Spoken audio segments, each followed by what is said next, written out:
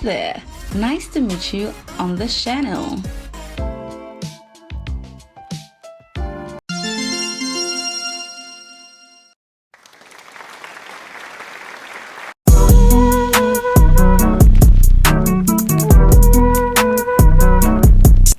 Imagine me working as an HR manager in ABC company, specifically the hiring and recruiting department.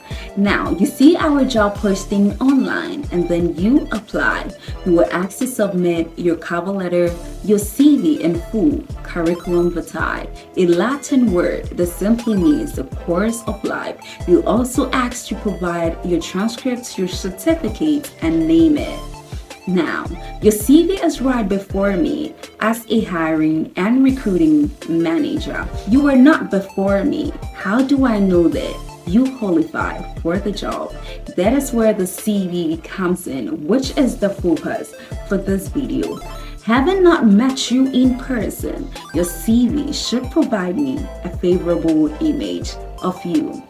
That is the essence of this video, to equip you with the knowledge and the skills to writing a winning CV. Stay tuned.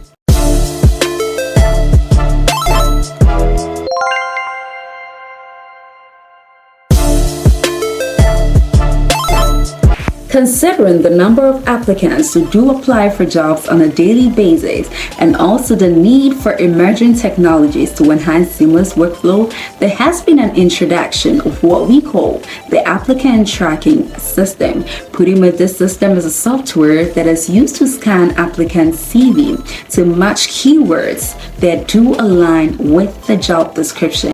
Here is how an ATS works. A job posting is sent to the applicant tracking system, that's the ATS, by the hiring and recruiting company. This requisition contains position-specific information, including the job title, the desirable skills, and the required experience that a company is looking for. As the ATS is now filled with the job-specific information and also the job title, the desirable skills, and the required experience, this ATS will now utilize this information to determine what qualities an ideal candidate will have. Afterwards, the ATS will analyze each CV that is submitted and rank candidates depending on how closely they fit the specified job criteria. Hiring managers then quickly identify the most qualified candidates and move them forward in the hiring process. Here is the interesting aspect of the ATS. It uses a process called parsing, which is the process of extracting data from CV such as the contact information, the work history, educational background, skills, and other sections that can be found on a CV. Considering the way the ATS uses the parsing process, it is very essential that you format your CV to become ATS friendly. I'm going to be taking you through all of that. Let me just you on this one. For most times that you are applying for jobs online, you are most likely submitting through an ATS. LinkedIn, Indeed, Handshake are all job sites that do have an inbuilt ATS. Having said this, let me share with you the key tips to making your CV ATS friendly.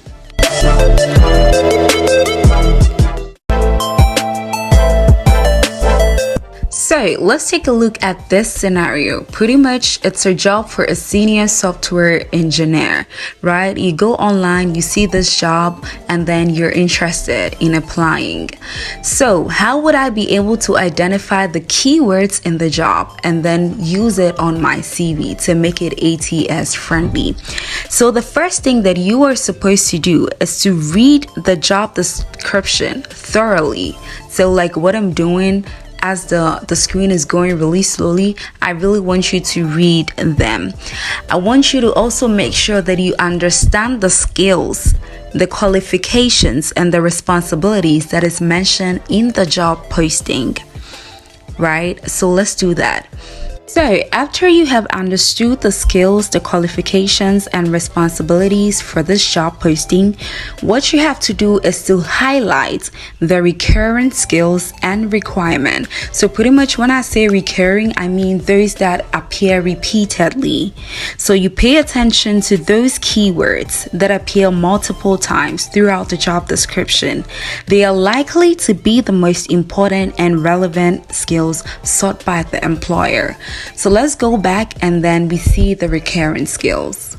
So pretty much, even as you're looking out for your recurrent skills and requirement, you're also supposed to take note of the specific technical skills.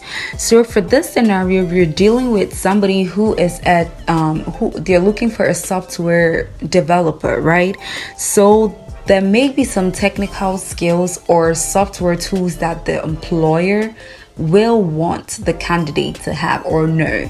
So this could include the programming languages, the frameworks, the databases, or other specific technologies. So you need to look out for that. So for example, if the employer is looking out for somebody who knows how to do coding or coding or using Python and all, you need to take note of that. And then if you know how to do it, you put it on your CV. Also, you need to take note of the qualifications and the educational requirement. So pretty much you note any specific degrees, certifications, or educational requirement that is mentioned in the job description. So in this case, it's either a bachelor's or a master's in computer science or engineering. Yeah, pretty much that. Also, you need to pay attention to action verbs. You need to look out for action verbs that describe the responsibilities or the task that is associated with the role.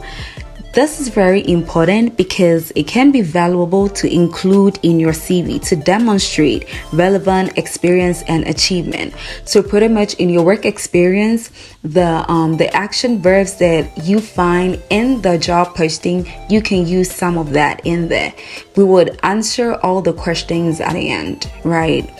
Because I want us all to do it together so that at the end of the day, we know what we identified as our keywords and our action verbs. I hope we get it. Then for the last thing, we need to consider soft skills and personal attributes. So while you're reading through the job posting, the job descriptions can include desired soft skills and personal attributes such as the communication skills, the teamwork, the problem solving abilities, or adaptability, or just anything that you can find. Yes. So pretty much those are the soft skills and personal attributes. So after we are done, then we tailor our CV to match those keywords so that when we fill our application form and then our CV gets to the ATS, it will be able to match the desired skills, experiences, and then everything that the company is looking for. It will be able to match it and then align with ours so that our CV will be able to move to the next stage in the hiring process. So now let's get to know the keywords that we identify from this scenario. So after scanning, these are the keywords. And these are the action verbs noted. From the keywords identified, look at how we have used them to guide our work experience. So design and develop robust and scalable software applications using Python, resulting in a 20% increase in overall system efficiency. This explains why you're not supposed to be using the same CV for multiple jobs, because each job may have their specific requirements and their specific keywords that they are looking out for. Sometimes there may be some similarities between the jobs and all, but you still need to be careful.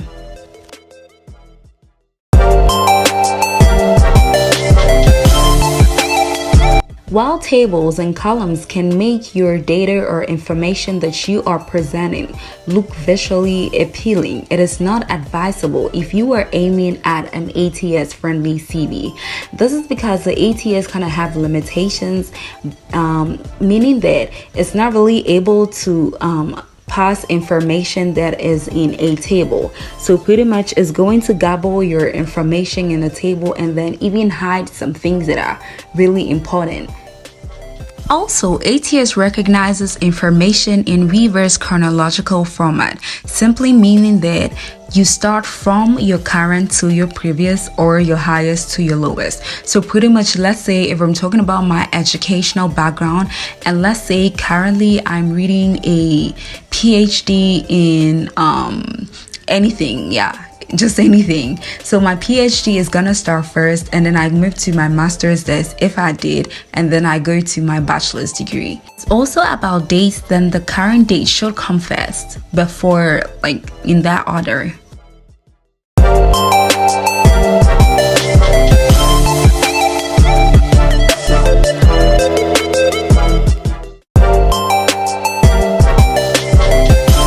Another thing that you need to take into consideration when aiming at an ATS-friendly CV is to avoid the use of header and footer. Sometimes people mistakenly write information in that. So pretty much this header and footer is used to separate sections from the main body of a document, right? So when you do this, imagine you do this, the ATS will not be able to extract text that has been written in the section on the header and then the footer. I don't know if you understand what I'm trying to say. So this can result in important information being missed or improperly passed. And then also it misplaces keywords, especially if you put it in those header and footer section. So the ATS system often prioritizes keywords and key phrases to evaluate a candidate's suitability for a position. So you placing relevant keywords within the headers and the footers may reduce their visibility and impact in the scanning process, which is really going to affect you. And then the last thing, also the ATS software varies in its ability to handle complex formatting and layout, right? So some systems may struggle to accurately render or interpret headers and footers, and then potentially leading to distorted or ineligible content. Not to bore you with so much information at a sitting, so what we're going to do is that we're going to divide this video into sections. So pretty much in each video we're going to tackle each section on a CV. So for example, in the next video we're going to tackle the contact information section. So pretty much how to present the contact information section and what to include. And then the next one is going to be on the summary profile, then the next on the related skills section, and then the next on the work experience, and then the next on the education, and then the next, and then we go till we get to the references section.